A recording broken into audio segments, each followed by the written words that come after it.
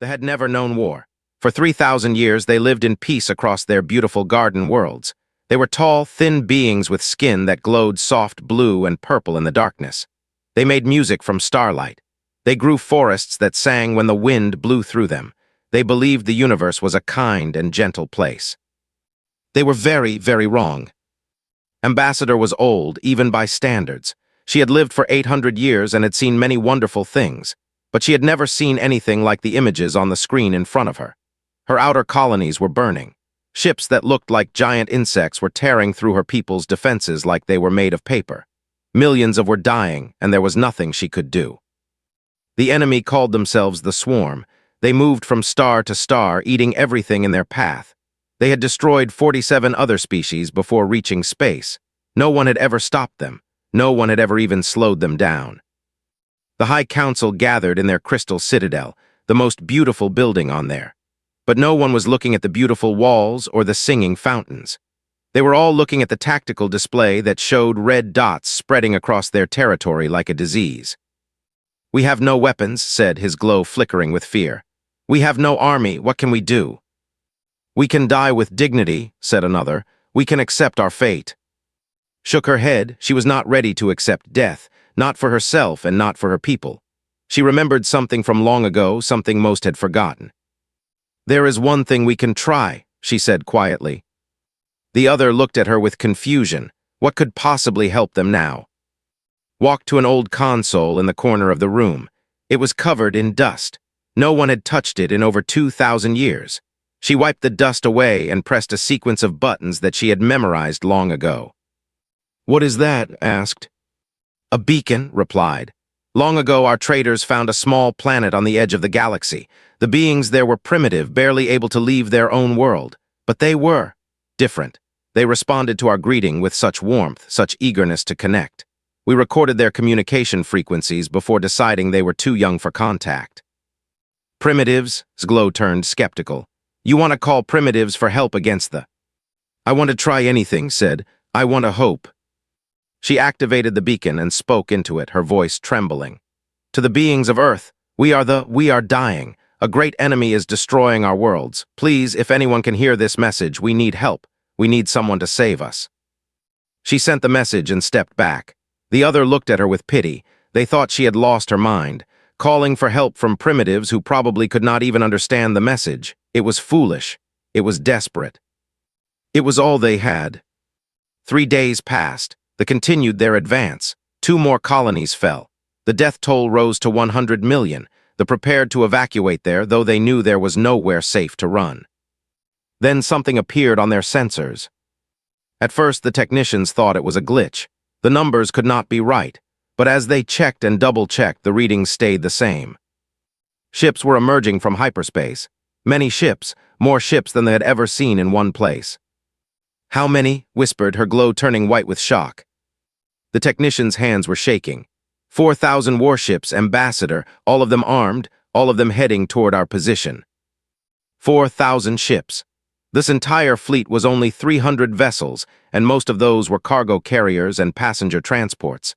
They had never needed warships because they had never had enemies. But someone else had built those ships. Someone else had prepared for war. The lead ship was massive, bigger than anything they had ever constructed. Its hull was dark and covered with weapons that they did not recognize. It moved through space with a purpose that made its heart beat faster. A communication signal came through, accepted it with trembling hands.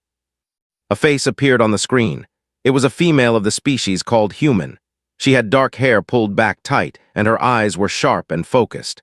Behind her could see a command center filled with busy officers and flashing displays. "This is Fleet Admiral Park of the United Earth Defense Force," the human said. "We received your distress signal. We are here to help." Could not speak. She had hoped for something, anything. She had not expected this. You came," she finally managed to say. "But how? Your species was not even capable of interstellar travel when we last observed you." Admiral smiled, but it was not a happy smile. It was the smile of someone who had seen too much and learned hard lessons. "A lot can change in 2,000 years, she said. "We grew up, we built ships, we prepared for the day when someone would need us." She leaned forward in her chair. Now tell me about this enemy of yours, tell me everything. Behind Admiral, her tactical officer, Lieutenant, was already pulling up information about the swarm. He studied the data with calm focus. Admiral, he reported, the enemy fleet numbers approximately 50,000 vessels. They operate on a hive mind structure, controlled by a central intelligence. Their weapons are biological in nature, and they have consumed 47 species in this sector. 47, Admiral repeated, her jaw tightened. And no one stopped them, no one even tried. Most species in this region are like the, Lieutenant said. Peaceful, non-violent. They did not have the means to fight back. Admiral was quiet for a moment. Then she stood up from her command chair and looked directly at Ambassador through the screen. Ambassador, I want you to listen carefully. The swarm has killed billions of innocent beings. They have wiped out entire civilizations, and they thought no one would ever stop them. Her voice grew hard. They were wrong. Humanity answers when someone calls for help. We always have. We always will.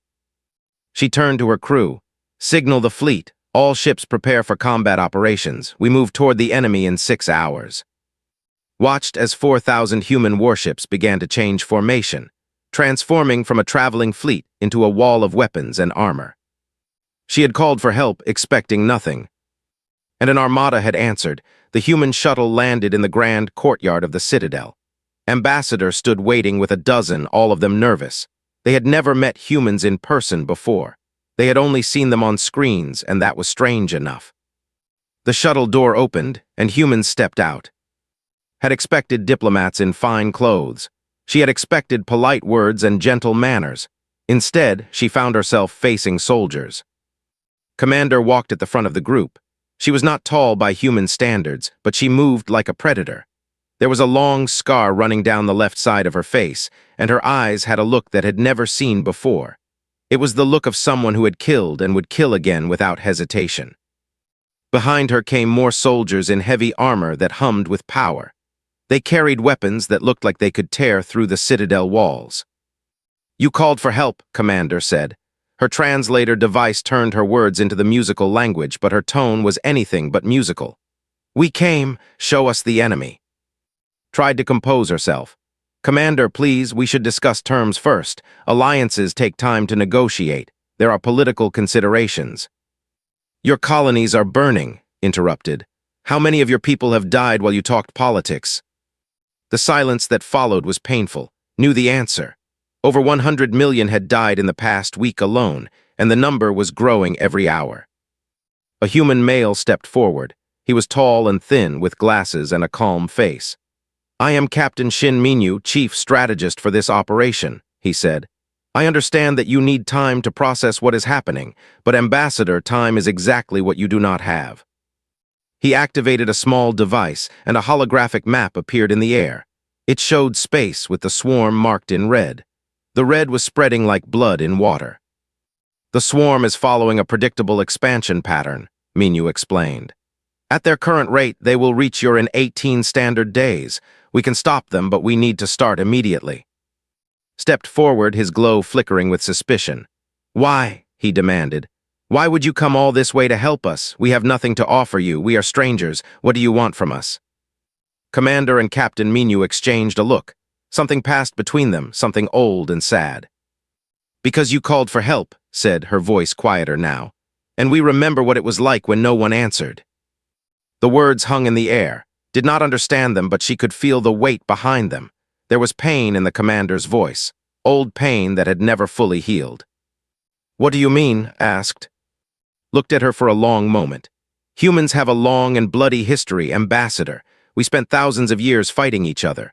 Wars, genocides, disasters that we caused ourselves. There were times when entire populations cried out for help and no one came. Millions died because the rest of the world chose not to act. She paused, and her hand moved unconsciously to the scar on her face. We learned from that, we unified. We built these ships and trained these soldiers not to conquer, but to protect. We swore that we would never stand by while innocent people suffered. Never again. She met's eyes. You called out into the darkness, hoping someone would hear. We heard, and we came. That is all the reason we need. Aboard the flagship Unbroken Will, Admiral Park was reviewing tactical data in her command center. The swarm was massive, much larger than any enemy humanity had ever faced, but was not worried. She was focused. Lieutenant approached with a data pad. Admiral, intelligence has finished their analysis. The swarm has consumed 47 species in this sector. None of them survived, not even refugees. 47 species, said softly. Billions of lives, and no one tried to stop them. The species in this region are mostly peaceful, Admiral. They did not have military capabilities. The few that tried to fight were overwhelmed quickly. Set down the data pad and walked to the observation window. Outside, she could see the lights of her fleet stretching across the darkness of space. 4,000 ships, each one crewed by humans who had volunteered for this mission. "Do you know why we came?" she asked without turning around. "Because they called for help, Admiral." "That is part of it," turned to face him. "But there is more. We came because this is who we are now. Humanity spent so long being the monster. We were the ones who caused suffering. We were the ones who ignored the cries of the innocent." Her voice grew firm. "No more. We have the power to help now. We have the ships and the soldiers and the weapons, and we will use them to protect those who cannot protect themselves." Nodded slowly. He had heard this before in training and in speeches, but hearing it now on the edge of battle made it feel different, more real. "The crew is ready, Admiral," he said. "They know what is at stake." "Good," returned to her command chair. "Because in 18 days, we are going to show the swarm what happens when they threaten the innocent. We are going to teach them what it means to face humanity in battle." Back on the commander was meeting with local leaders to plan the defense of the remaining colonies. She had expected them to be grateful. Instead, she found them confused and afraid. "You fight with such intensity," one elder said. "We have watched recordings of your battles. You seem almost happy when you are fighting. How can this be?" Thought about the question. It was not an easy one to answer. "We are not happy about the killing," she said carefully. "But we are good at it. Humans have been fighting for as long as we have existed. It is in our blood, in our bones. We cannot change that, but we can choose what we fight for." She looked at the elder with fierce eyes. "We choose to fight for you. We choose to be the shield that protects the innocent. That is what gives us purpose." The elder was silent for a long time. Finally, he spoke. "We have never known creatures like you. You are terrifying and kind at the same time. I do not understand how both things can be true." Smiled, though there was sadness in it. "Neither do we, elder, neither do we, but we have learned to live with it, and right now that is exactly what you need." Outside the citadel, human soldiers were setting up defensive positions. They worked with speed and efficiency that amazed the who watched. In just a few hours, they had transformed the peaceful courtyard into a fortress. Ambassador watched it all with a mixture of hope and fear. She had called into the darkness, and something had answered. She just was not sure yet whether she had summoned salvation or something else entirely.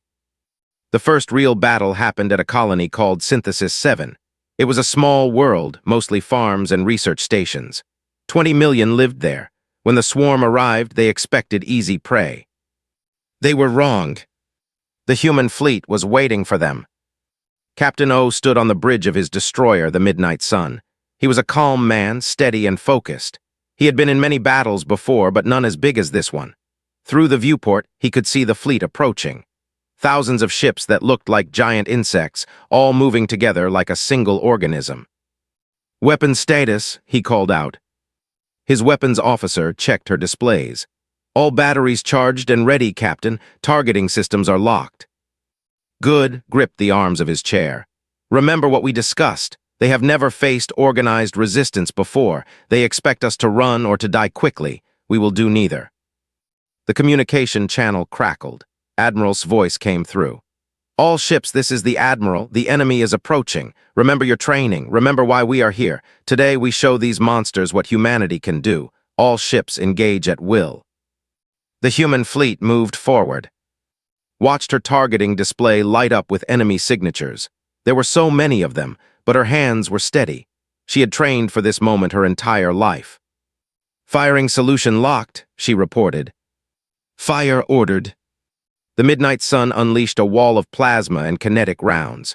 Around them, hundreds of other human ships did the same. The void of space turned into a storm of fire and destruction. They had never seen anything like it. Their ships were designed to overwhelm soft targets, to swarm and consume. But the human weapons tore through their hulls like they were made of paper. In the first minute of battle, they lost 300 ships. Their hive-mind commanders tried to adapt. They ordered their forces to spread out to surround the humans. But the human fleet moved with perfect coordination. Every ship knew exactly where to go and what to do. They covered each other, supported each other, fought as one unified force. "They are trying to flank us," Lieutenant reported from the Unbroken Will. Admiral studied the tactical display. "Signal the 7th Armada, have them swing around to intercept, and tell the 9th to push forward. I want pressure on their center." The orders went out. Human ships moved like pieces on a game board, responding to the enemy's moves before they were even complete. On the midnight sun, Captain watched a carrier explode under the combined fire of his squadron. "They are pulling back," he said, almost surprised. "They are actually retreating." "Should we pursue?" asked. "Not yet, let them run. Let them tell their masters what happened here." On the ground below, the battle was just as fierce. Marine Sergeant led her squad through the streets of the colony's main city. The buildings around her were damaged but still standing. Civilians were hiding in shelters, waiting for someone to save them. Ground forces were hunting them. "Contact ahead," Private Lee called out. He was young, only 22, but he moved like a veteran. Raised her fist, signaling her squad to stop. Through her helmet's sensors, she could see the enemy. 3 warriors, each one over 3 meters tall. Their bodies were covered in thick armor made of natural chitin. Their claws could cut through steel. They had never been stopped before. "On my mark," whispered. "Take the one on the left, cover us." Bay, the squad's medic, raised her weapon. She was normally calm and gentle, but in battle she was as deadly as any soldier. Mark said. 3 plasma rounds hit 3 heads at the same moment. The aliens dropped without making a sound. "Push forward," ordered. "Find the survivors." They moved through the city room by room, building by building. Every time they found civilians, they escorted them to safety. Every time they killed them. They watched the humans fight with a mixture of terror and amazement. These beings were so small compared to but they moved without fear. They fought with a ferocity that they could not understand. One young named had hidden in a basement when they came. He had watched his parents die. He had given up hope. Then Sergeant kicked down the door and pulled him to safety. "Are you hurt?" she asked, her voice surprisingly gentle. Shook his head. He could not speak. He could only stare at this strange creature who had saved him. "Good," said. "Stay close to us. We will get you out of here." As they moved through the streets, asked the question that had been burning in his mind. "Why did you come? You do not know us. We are nothing to you." Did not slow down. She kept her eyes on the road ahead, watching for danger. "You are not nothing," she said. "You are people who needed help. That is enough for us. But you could die here. You could die for strangers." Was quiet for a moment. Then she said, "Everyone dies eventually. What matters is what you die for. I would rather die protecting innocent people than live knowing I could have helped and chose not to." Did not understand. His species had never thought this way. They believed in avoiding conflict, in seeking peace above all else. The idea of choosing to fight, choosing to risk death for strangers, was completely foreign to him. But as he watched the human soldiers fight, he began to understand something important. Peace was precious. But sometimes peace needed to be defended. Sometimes kindness needed teeth. In space, the battle was ending. The fleet had lost over 2,000 ships. They were retreating, fleeing back to their territory to regroup. Admiral watched them go with cold satisfaction. "Intelligence, what are we hearing from their communications?" Intelligence Officer Moon listened to her intercepts. Her face showed a strange expression. "Admiral, they are confused. They have never encountered anything like us. They are calling us predators. They are afraid." "Afraid," repeated. "Good, let them be afraid. Let them know that the galaxy is no longer their hunting ground." She turned to face her crew.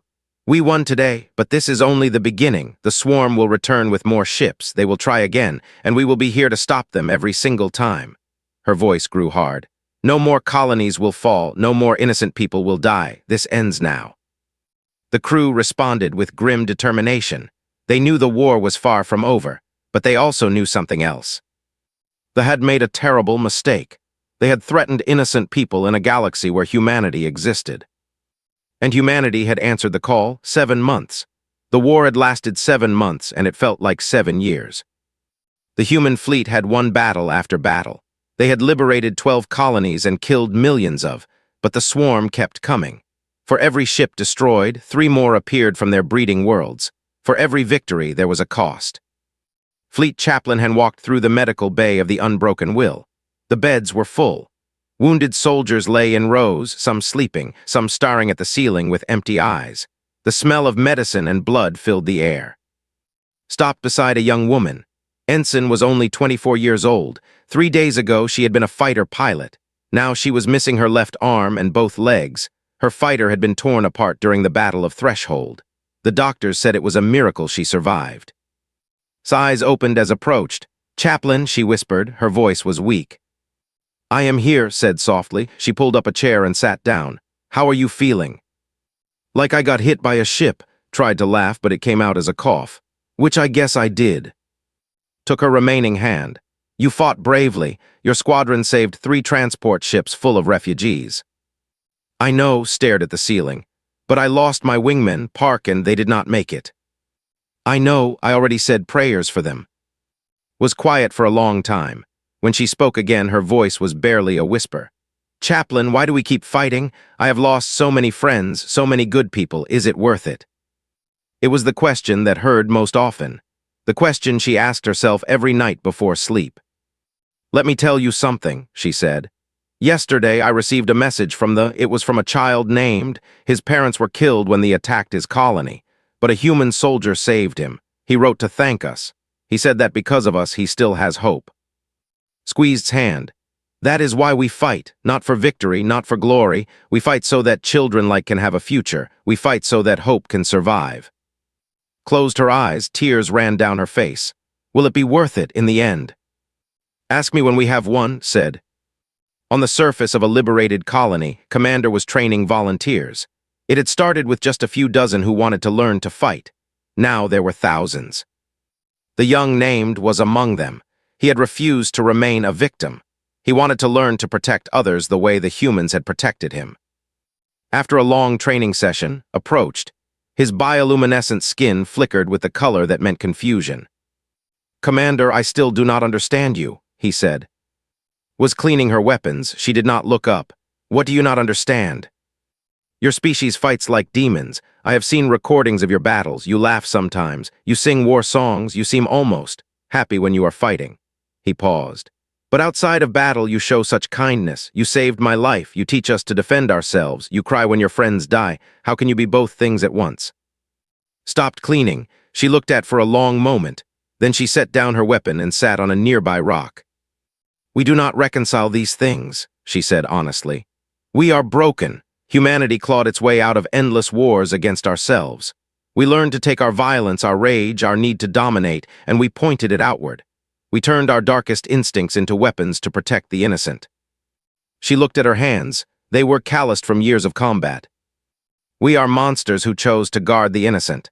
That is all we can ever be. We cannot be peaceful like your people. It is not in our nature. But we can choose what we fight for. We can choose to be the shield instead of the sword." Was silent for a long time. Finally, he said, "Then I want to be a monster too. I want to protect my people the way you protect us." Looked at him with something like sadness. "Be careful what you wish for. This path changes you. You do not come back from it."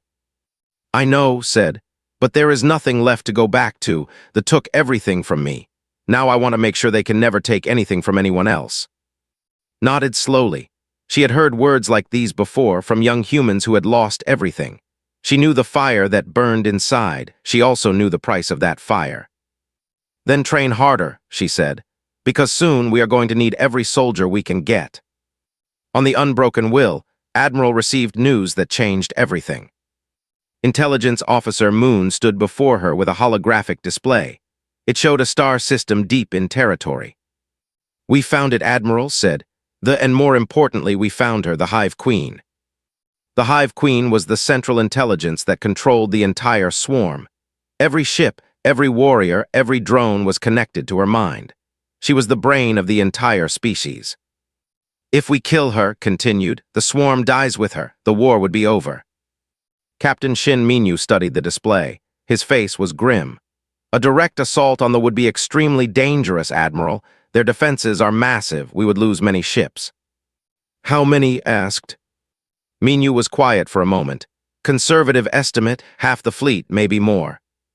Half the fleet, that was 2,000 ships, hundreds of thousands of human lives.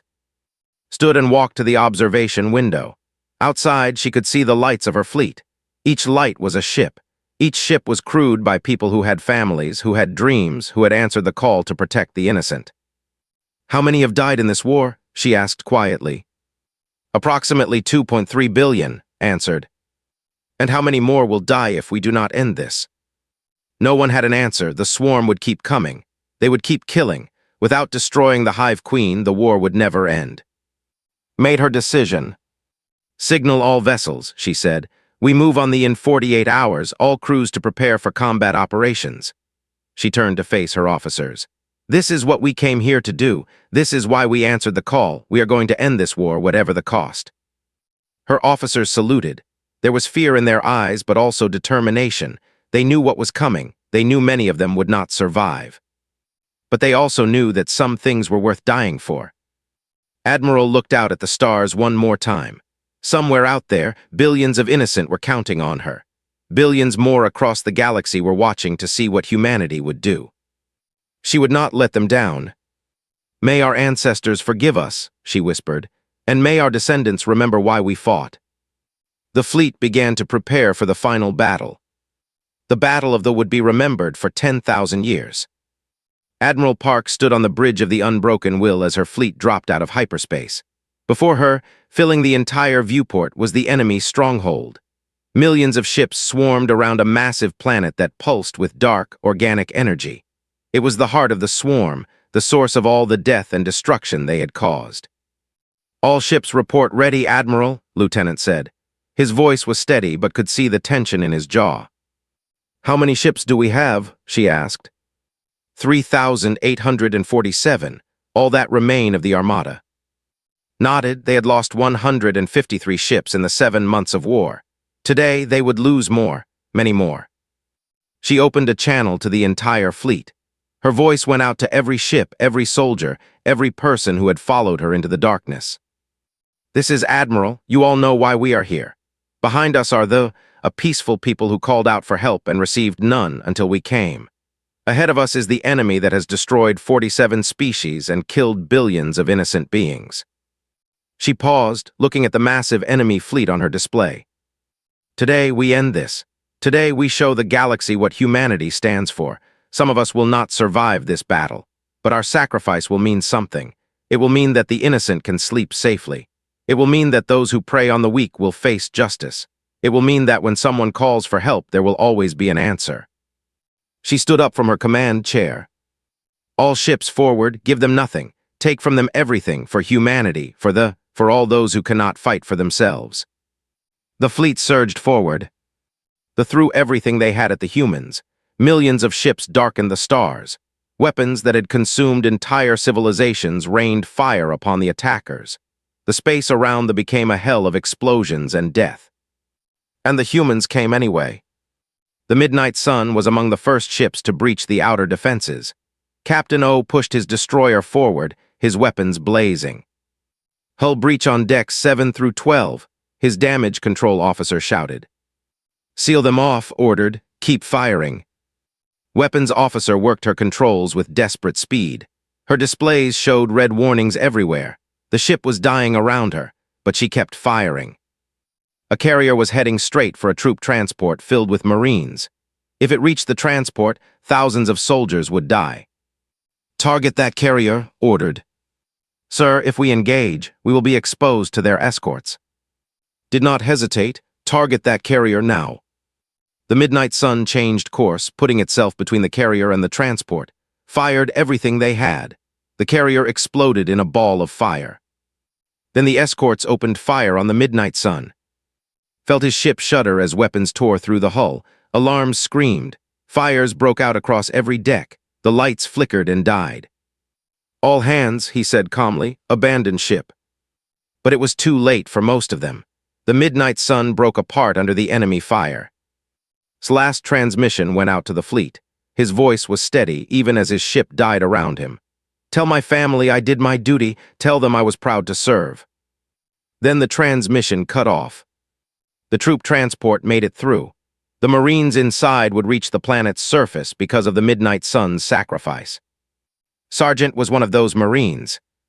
Her squad had been reduced to just 3 people: herself, Private Lee, and Medic Bay. They had fought through 7 months of war together.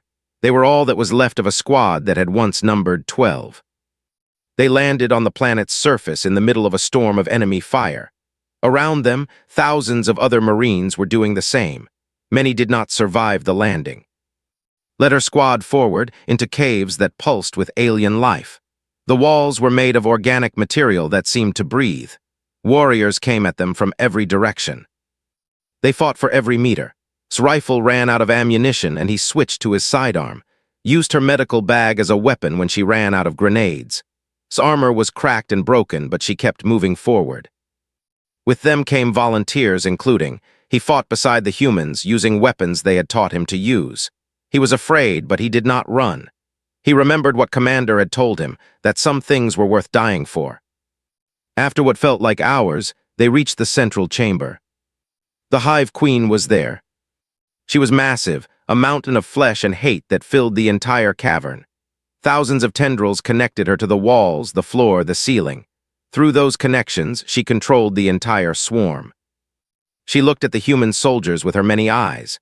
When she spoke, her voice echoed through the chamber and through the minds of everyone present. "You are so small," she said. "So fragile, yet you fight as though you could actually win. Why? Why do you throw away your lives for species that are not your own?" Stepped forward. Her rifle was aimed at the Queen's head, though she knew it would not be enough to kill her. "Because you made one mistake," she said. "And what was that?" "You hurt people who called for help, and we answered." Behind her and the other surviving Marines were setting up the antimatter charges they had carried all the way from the surface. It had always been a one-way mission. They had known from the beginning that they would not be coming home. The Queen sensed what they were doing. Her tendrils began to move, reaching for the soldiers. "No," she hissed, "I will not allow this." Stepped in front of the Queen's reaching tendrils. He fired his weapon into them, burning them away. He knew he was going to die. He did not care. "For my parents," he said, "for everyone you killed." The charges were set. Looked at her squad, at the soldiers who had followed her into hell. "It has been an honor," she said.